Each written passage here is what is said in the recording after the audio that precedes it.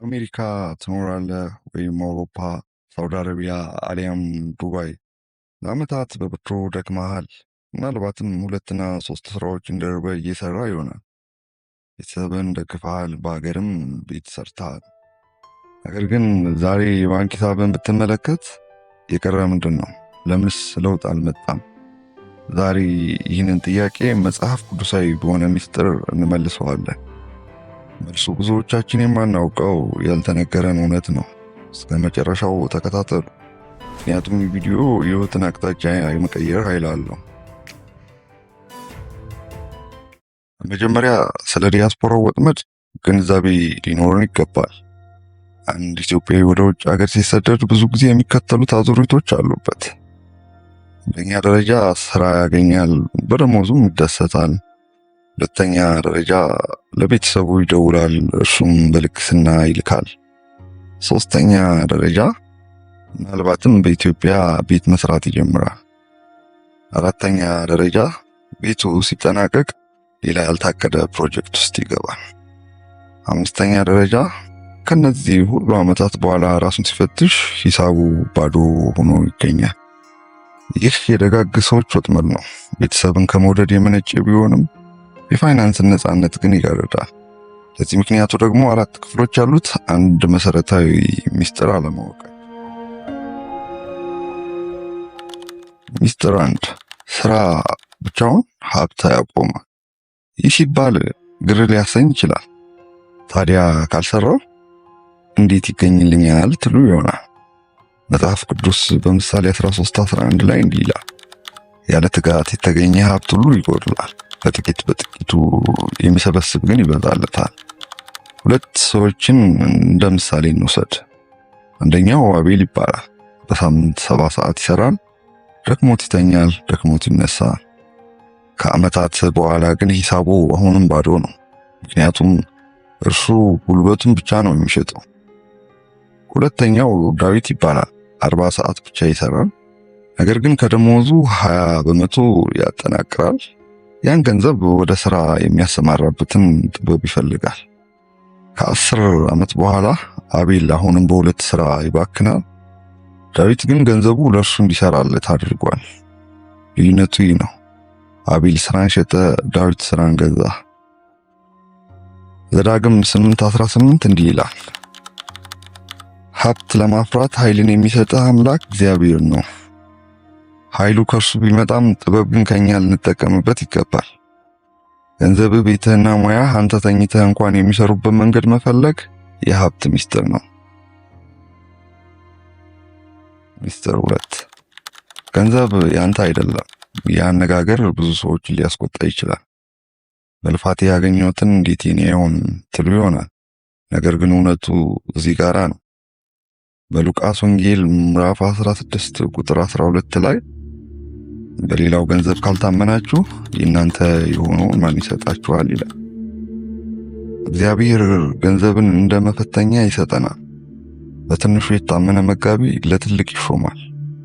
ሁለት አይነት ሰዎች አሉ።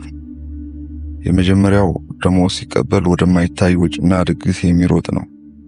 በ3 ቀን ውስጥ እጁ ባዶ ይሆናል። ሁለተኛው ደግሞ ደሞዝ ሲቀበል በጸጥታ አቅዶ የሚቀመጥ ነው። 10% አስራት፣ 20% ቁጠባ፣ 70% ለፍጆታ። ይህ ሰው ስርዓት ያለው መጋቢ ነው። በዲያስፖራው ዓለም ያለን ትልቁ ስህተት ምንድን ነው? አሜሪካ እየኖርን የአሜሪካን የፍጆታ ባህል ኦር ኮንሱመሪዝም ተገዥ እንሆናለን። ገቢያችን በዶላር ቢሆንም ወጪያችንን በዚያው ልክ ይረዝማል። ሚስጥሩ ግን ባለህበት ቦታ ሆነ ታማኝ መጋቢ መሆን ነው።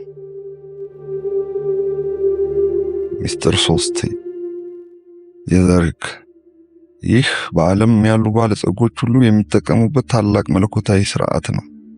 ሁለተኛ ቆሮንቶስ ምዕራፍ 9 ቁጥር 6 እንዲህ ይላል፣ በጥቂት የሚዘራ በጥቂት ደግሞ ያጭዳል፣ በበረከትም የሚዘራ በበረከትም ደግሞ ያጭዳል። አንድ ገበሬ 100 ኪሎ ስንዴ ቢኖረው 2 ምርጫዎች አሉት። ሁሉንም ለምግብነት ተጠቅሞ ዛሬ ሆዱን መሙላት፣ ነገር ግን ለነገው ባዶ መቅረት።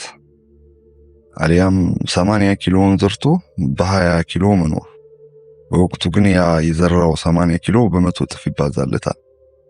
ሀብትን የምናባዛባቸው 3 የመዝሪያ መንገዶች አሉ።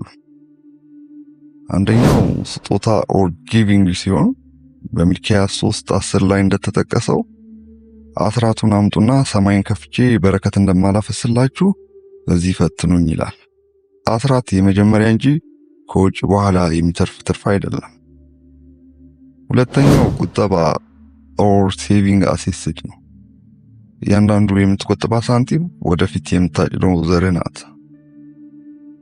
ሶስተኛው ኢንቨስትመንት መልቲፕላይንግ ሲድ፣ ቁጠባህን ወደ ምርታማነት ስራ ማሰማራት፣ ቤት መግዛት፣ ንግድ መጀመር ወይም ሙያም ማሳደግ።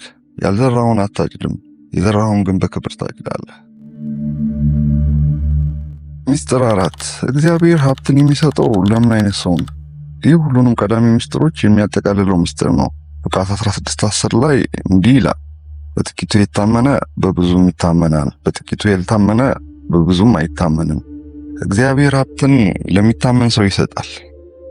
መታመን ሲባልስ ምን ማለት ነው? ታማኝ ሰው አንደኛ ደህና ጠባቂ ነው።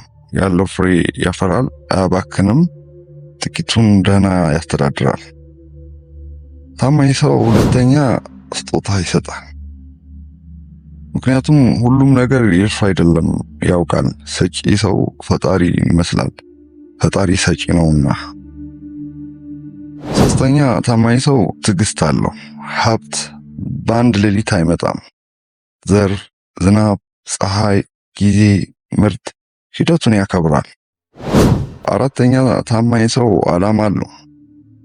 ሀብቱ ለምን እንደሚውል፣ ቤተሰቡን ለመቀለብ፣ ትውልዱን ለመርዳት፣ እግዚአብሔርን ለማክበር። ዓላማ የሌለው ሀብት ዓላማ ሲያጣ ይጠፋል። ዓላማ ያለው ሀብት ዓላማ ሲሞላ ያድጋል። በስደት የምትኖር ወንድሜ እህቴ ሆይ ዛሬ ባንክ ሂሳብ ባዶ ቢሆን እንኳን ተስፋ አትቁረጥ። ይህ የሆነው ሰነፍ ስለሆንክ ሳይሆን እነዚህ ሚስጥራትን ማንም ስላልነገረ ነው። ዛሬ ግን እውነቱን አውቀሃል። ከዛሬ ጀምሮ ህይወት ይለወጣል። ዛሬ ምን ማድረግ አለብኝ? ዛሬ ማታ ወረቀት አውጣ፣ ደሞዝህን ጻፍ፣ ወጪህን ጻፍ፣ ልዩነቱን ተመልከት። ይህ ወር 10% አስራት ለቤተ ክርስቲያን ወይም ለምስኪን ስጥ። 20% ቁጠባ ሂሳብ ክፈት። አሁኑ 70% ብቻ ለውጭ ተጠቀም። በዚህ ዓመት አነስተኛ ኢንቨስትመንት ጀምር። ሙያን አሳድግ። ተጨማሪ እውቀትና የምስክር ወረቀት ለማግኘት ገቢን ከፍ አድርግ። የ5 ዓመት እቅድ አገርህ ወይም በሌላ ቦታ ቋሚ ንብረት ቤት ለማፍራት አለ። ቋሚ ገቢ የሚያስገኝልን የሥራ መስክ ላይ አተኩር። ዘወትር የመዝራትና የማጨድን ሕግ አትርሳ። የዘራውን ታጭዳለህ። ለለውጥ ዝግጁ መሆኑን ለማሳየት ዌል ብለህ በግል ማስታወሻ ኮሜንት ላይ ጻፍ። ከመለያየታችን በፊት አብረን እንጸልይ። ዓይኖችን ጨፍን። አባቶይ ለብዙ ዓመት ደክሜ ለምን ፍሬ አላገኘሁም የሚለው ጥያቄ ዛሬ መልስ ሰጠኸኝ። ባከነው ጊዜ ባልታመንኩበት ንብረቴና ባልዘራሁት ዘሬ ሁሉ ይቅርታን እሻለሁ። ከዛሬ ጀምሮ የታመንኩ መጋቢ፣ ለጋሽ ሰጭና ስርዓትን የምከተል እንደሆነ ዘዳግም 8:8 ላይ ሀብትን ለማፍራት የሚያስችል ኃይልን ስለምትሰጠኝ አመሰግናለሁ። ዛሬ ያ ቃል በሕይወቴ ላይ ይፈጸም። ሀብቴም ለቤተሰቤ ለትውልዴና ለክብርሽ ይሁን። በኢየሱስ ክርስቶስ ስም አሜን። ሰላም ቆዩ። በቀጣይ ቪዲዮ